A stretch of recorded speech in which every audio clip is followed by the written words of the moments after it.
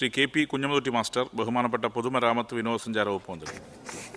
Sir, കേരളത്തിൻ്റെ പശ്ചാത്തല വികസന രംഗത്ത് നൂതന സാങ്കേതിക വിദ്യകൾ അവലംബിക്കേണ്ടതിൻ്റെ ആവശ്യകത സഭയുടെ ശ്രദ്ധയിൽപ്പെടുത്തുന്നതിന് വേണ്ടിയാണ് ഈ പ്രമേയം അവതരിപ്പിക്കുന്നത്. സർ, ഒന്നും രണ്ടും പിണറായി സർക്കാർ അവിശ്വസനീയമായ രൂപത്തിലുള്ള വികസന പരിപാടികളാണ് നമ്മുടെ കേരളത്തിൽ നടപ്പിലാക്കി വരുന്നത്. ഗെയിൽ പൈപ്പ് ലൈൻ, മലയോര തീരദേശ ഹൈവേ, വയനാട് തുരങ്കപാത, വിഴിഞ്ഞം തുറമുഖം, 5 ലക്ഷം ലൈഫ് മിഷൻ വീടുകൾ, സ്കൂൾ കോളേജ് കെട്ടിടങ്ങൾ, ആസ്പത്രി കെട്ടിടങ്ങൾ, 100-ലധികം പാലങ്ങൾ, ഒട്ടനവധി റോഡുകൾ, ഇങ്ങനെ എണ്ണിയാൽ ഒടുങ്ങാത്ത വികസന പ്രവർത്തനങ്ങളാണ് പിന്നിട്ട 9 വർഷക്കാലത്തിനിടയിൽ കേരളത്തിൽ നടന്നിട്ടുള്ളത് എന്നെല്ലാവർക്കും അറിയാം. വരാൻ പോകുന്ന 4 നൂറ്റാണ്ട് കൊണ്ട് കേരളം ലോകത്തിലെ അർദ്ധ വികസിത രാജ്യങ്ങളോടൊപ്പം എത്തിക്കാൻ വേണ്ടിയുള്ള പ്രവർത്തനമാണ് നവകേരള പദ്ധതിയിലൂടെ നാം ഇപ്പോൾ നടപ്പിലാക്കി വരുന്നത്.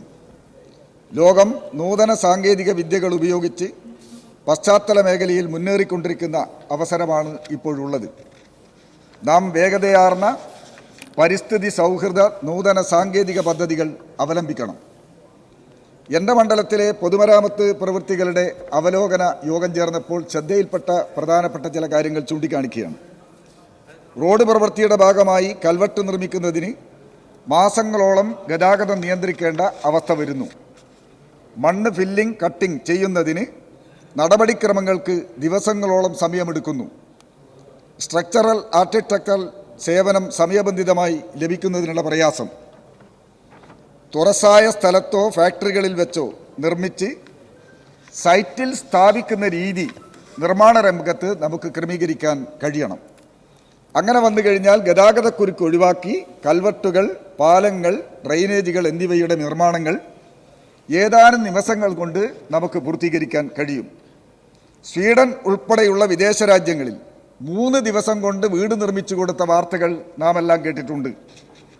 പ്രീ എഞ്ചിനീയറിംഗ് നിർമ്മാണ രീതികൾ കെട്ടിട നിർമ്മാണ രംഗത്ത് പ്രയോഗിക്കാൻ നമുക്ക് കഴിയണം.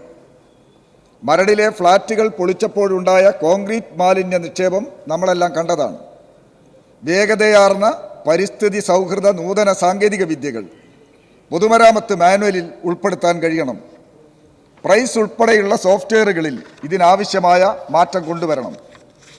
കട്ടിംഗ്, ഫില്ലിംഗ് നിശ്ചിത അളവിൽ കൂടിയാൽ CTEക്ക് റിപ്പോർട്ട് ചെയ്ത് 5 പ്രവൃത്തി ദിവസങ്ങൾ കാത്തിരിക്കേണ്ട സാഹചര്യമാണ് ഇപ്പോഴുള്ളത്.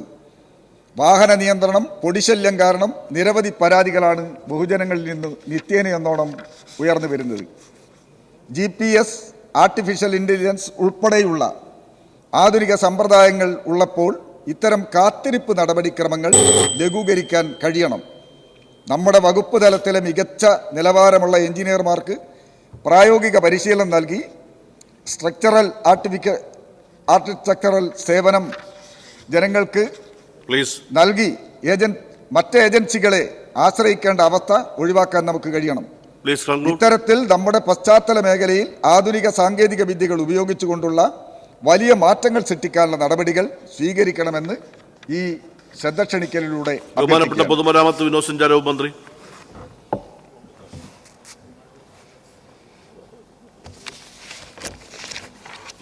സാർ, സാങ്കേതിക വിദ്യയുടെ വികാസം ലോകമെങ്ങും നിർമ്മാണ മേഖലയിൽ വലിയ മാറ്റങ്ങൾ കൊണ്ടുവരികയാണെന്ന് നമുക്കറിയാം. പശ്ചാത്തല വികസനത്തിന് ഹബ്ബാകാൻ ഒരുങ്ങുന്ന കേരളം ഈ മാറ്റങ്ങളെ കൂടി ഉൾക്കൊണ്ടുകൊണ്ടാണ് നിലവിൽ പദ്ധതികൾ തയ്യാറാക്കുന്നത്. പുതിയ സാങ്കേതിക വിദ്യകളെക്കുറിച്ച് പഠിക്കുന്നതിന് വിപുലമായ സംവിധാനം തന്നെ PWD ഒരുക്കിയിട്ടുണ്ട്. ഈ ഗവേഷണങ്ങളുടെ തുടർഫലമായി നൂതന നിർമ്മാണ രീതികളെ കേരളത്തിലെ പൊതുമരാമത്ത് പ്രവർത്തികളിൽ ഉൾപ്പെടുത്തുകയും നടപ്പിലാക്കുകയും ചെയ്യുന്നുണ്ട്.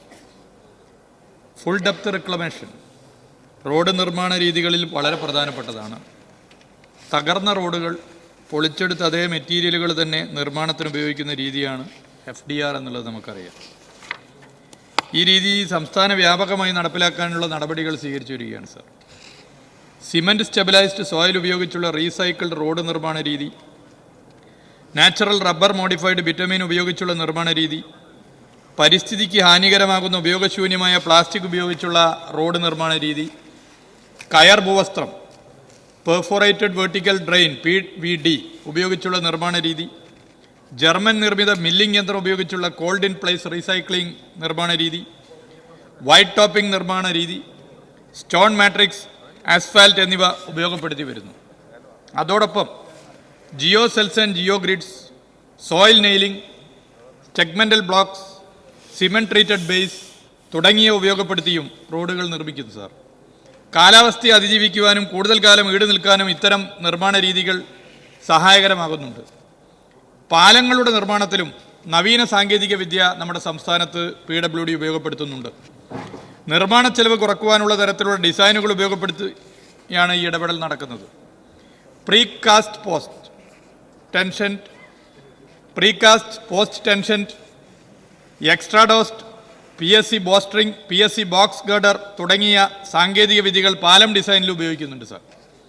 എക്സ്ട്രാഡോസ്റ്റ് കേബിൾ സ്റ്റേ പാലം, സെൻട്രൽ സ്പാൻ കേബിൾ സ്റ്റേ പാലം, സെഗ്മെന്റൽ ബോക്സ് ഗർഡർ നിർമ്മാണം, network tied arch and steel composite പാലം, ultra high performance fibre reinforced concrete, steel concrete composite തുടങ്ങിയ സാങ്കേതിക വിദ്യകളും പാലം പദ്ധതികൾ ഉപയോഗിക്കുന്നുണ്ട് സാർ.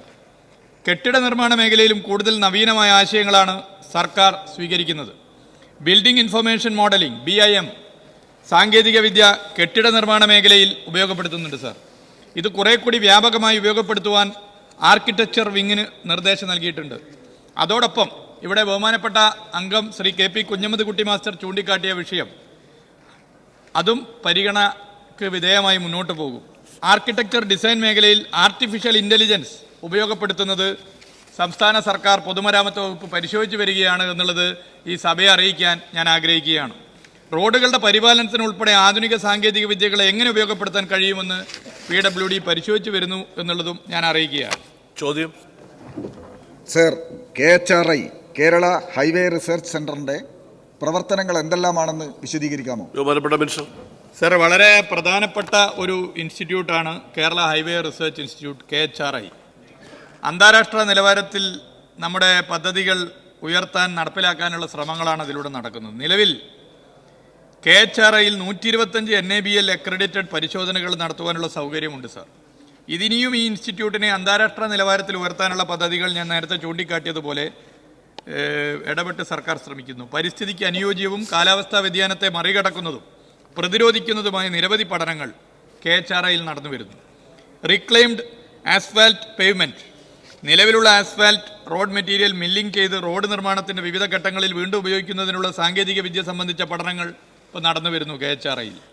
പാലങ്ങളുടെ നിർമ്മാണത്തിൽ ultra high performance fibre reinforced concrete material വികസിപ്പിക്കുന്നതുമായി ബന്ധപ്പെട്ട പഠനം KHRI വിജയകരമായി പൂർത്തീകരിച്ചു. കാലാവസ്ഥാ വ്യതിയാനത്തിൻ്റെ ഫലമായി കേരളത്തിലെ റോഡുകൾക്ക് കേടുപാടുകൾ സംഭവിക്കുന്നതിൻ്റെ കാരണങ്ങൾ കണ്ടെത്തുന്നതിനും അതിനുള്ള പ്രതിവിധികൾ നിർദ്ദേശിക്കുന്നതിനുമായുള്ള ഗവേഷണം ആദ്യഘട്ടം വിജയകരമായി പൂർത്തിയാക്കി സാർ.